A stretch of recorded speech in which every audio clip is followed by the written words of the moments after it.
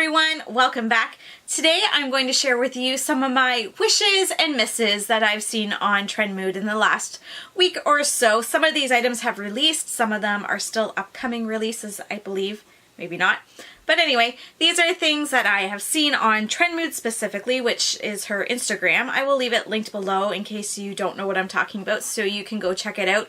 If you want to know all the latest in what's happening in makeup, she is the place to be, to see. She gets everything. She has all the latest and upcoming things on her Instagram. She takes amazing and beautiful pictures of things, and she is just, wow, it's just amazing the amount of things that she has posted on her Instagram every day, the things that are coming out. So if you're ever curious about anything, go check out her Instagram because you will definitely probably find what you're looking for there. So I've seen a bunch of different people doing these sort of videos. I know Samantha March has the Will I Buy It series that she does, I believe, every Wednesday. So that kind of started the ball spinning with, I know, a lot of people here on YouTube.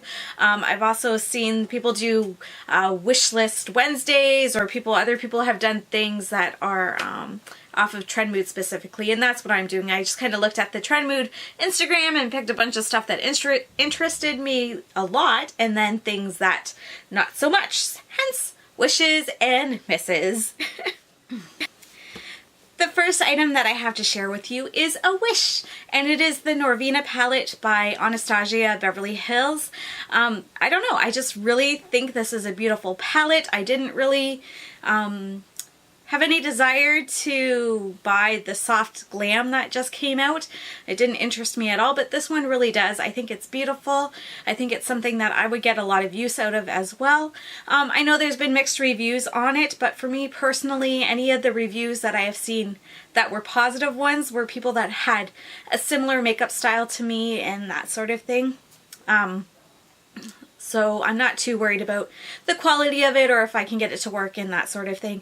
I know a lot of people were more commenting on the color selection. They were expecting more purples to be in it because of who Norvina is and just her style and that sort of thing.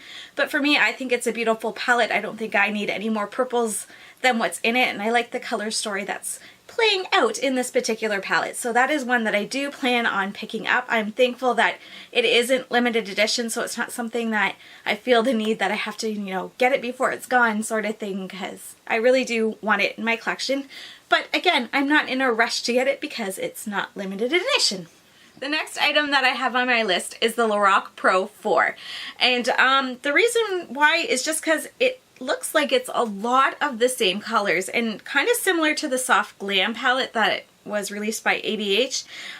It doesn't really appeal to me or speak to me, and I don't know, it just, when I'm looking at it, like the first 3 shades in the palette look almost the same, and then there's 2 on the bottom that look almost the same. Like, you're almost taking out half the palette when you look at it that way, because once it gets on your eye, you're not going to see that much of a contrast.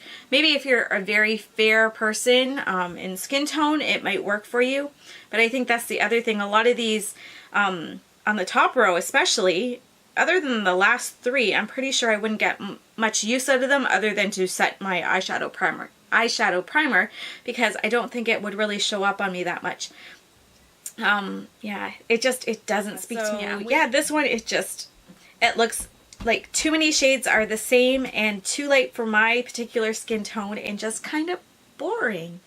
The next item on my list is a wish, and it is the Sephora Gimme Some Nude Lip Kit. And it comes with, I believe, 5 items in it, 5 lip products, and at least one of them is full size. In the picture, it actually looks like 2 of them might be, but it doesn't matter. At least one is. And yeah, they're all just different nude lipsticks, and they appeal to me.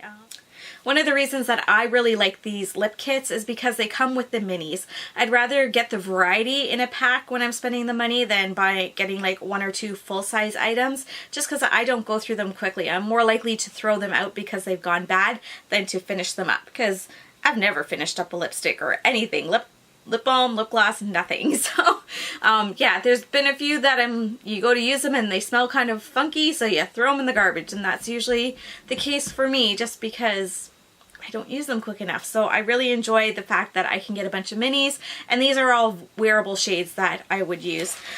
This particular kit comes with Huda Beauty in Trend Center, Makeup Forever lipstick in 105, Steel Stay All Day in Carmelo, the Buxom lip polish in Dolly, which is one of my favorites, and the Tarte Reinforced of the Sea in Beach Babe, which I also really like the formula from those lipsticks. So this is something that I am looking at picking up. I actually just got the last one and I bought it when it was on sale. I think it was for $17, so Canadian. This one is $34 Canadian, which for me I still think is a great deal. I'll probably end up taking a chance and waiting a month or two just to see if it does end up on the sale page on Sephora, just to see if I can get it for, you know, half the price. $17 is a little bit better than $34, but it might be something that I end up kicking myself in the butt for as well, because this is one that I really do want to get. I really do like the colors in this one, and sometimes the colors either don't appeal to me or they're ones that I have a lot in my collection already. In this particular one, I only have the Buxom Dolly, so the rest of them I would really like to get. The next item on my list would be a miss, and it is by Beauty Blender, and it is the Bounce Liquid Whip Foundation. And this comes in 32 shades, which is pretty good for a launch and everything, but I just feel like it's really, really gimmicky. This in Canada is going to retail for $52 for a foundation. For a Beauty Blender foundation. We're not talking about like Dior or Armani or any of those things. This is for a Beauty Blender foundation for $52. I don't think so. I don't own a Beauty Blender. I have other makeup sponges, but I won't buy a Beauty Blender simply because of the price of it as well. I think it's a little ridiculous. And I think this as well, I don't even want to try it just because it's a ridiculous price.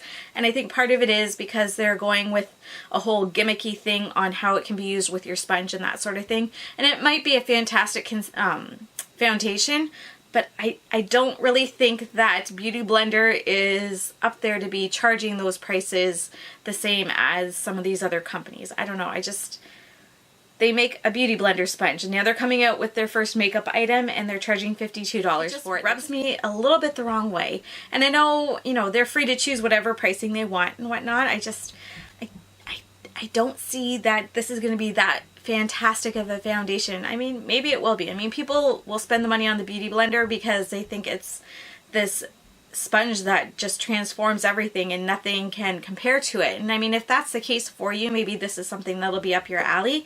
But I've found other makeup sponges that I can use that I really like how they work, that I have no desire to use the Beauty Blender. I have no desire to get this particular foundation either. So it'll be interesting to see reviews as they come out, just to see how well it actually works and whether its claims are good and all that sort of thing. I mean, I'm curious to hear about it. I just have no desire at all to pick this item up. None. The next items on my list are Wishes, and they are by ColourPop, and they are part of their summer collection.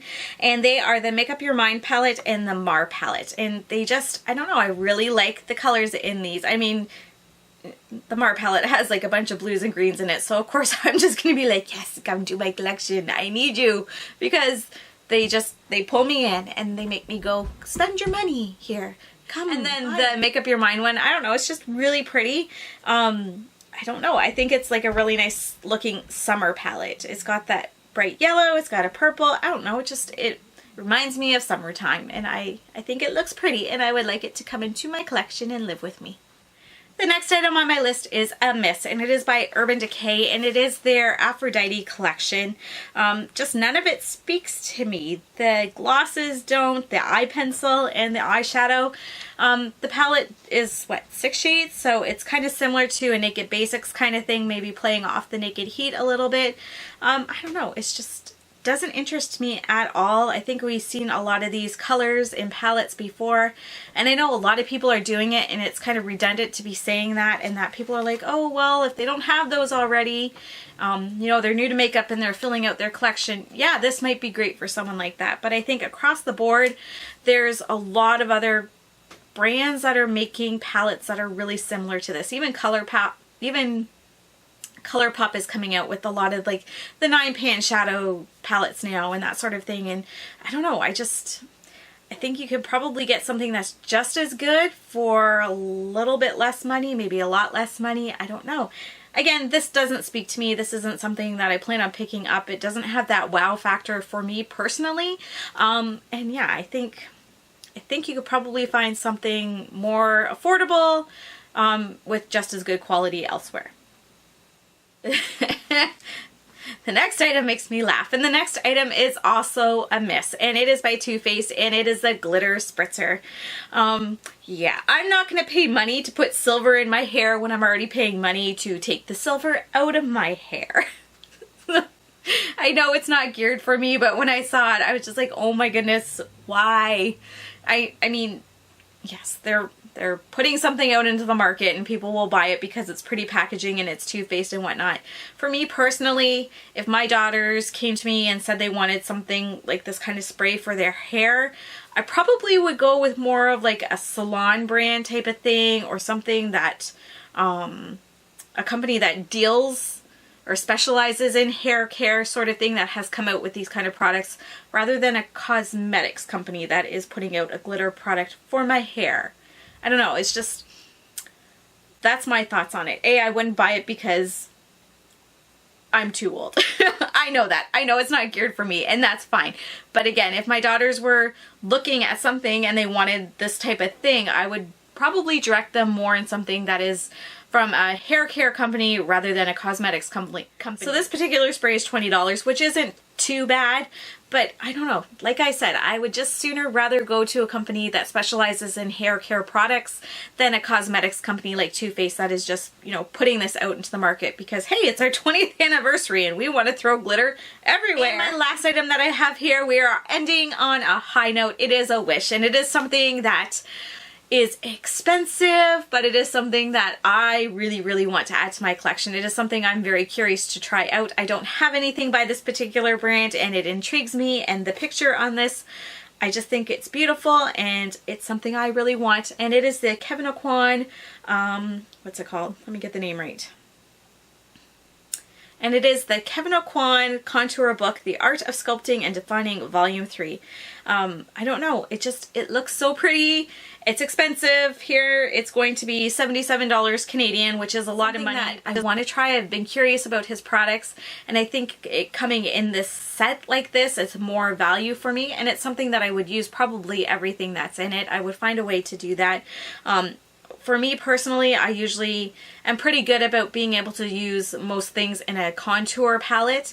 I know a lot of people only use like 1 or 2 items, but for me, I can usually utilize most things in it. Okay, so this particular contour palette comes with 2 highlighters, 3 sculpting powders, and a bronzer. So yeah, all things that I would use and I would get use out of. So for me, maybe I'll put it on my Christmas list and hope, fingers crossed, my husband will get it for me. Maybe not. Maybe he'll get me a gift card and then I'll buy it with that. I don't know. But even though this is more of a splurge for me, it is something that I really am intrigued by and really would like to add to my collection. And those are all my current wishes and misses from Trend Mood. Thank you so much for watching, everyone. I hope you enjoyed this video. If you did, give this video a like, and while you're at it, go ahead and subscribe too. Again, thank you for watching, and I hope you have a great day. Bye-bye.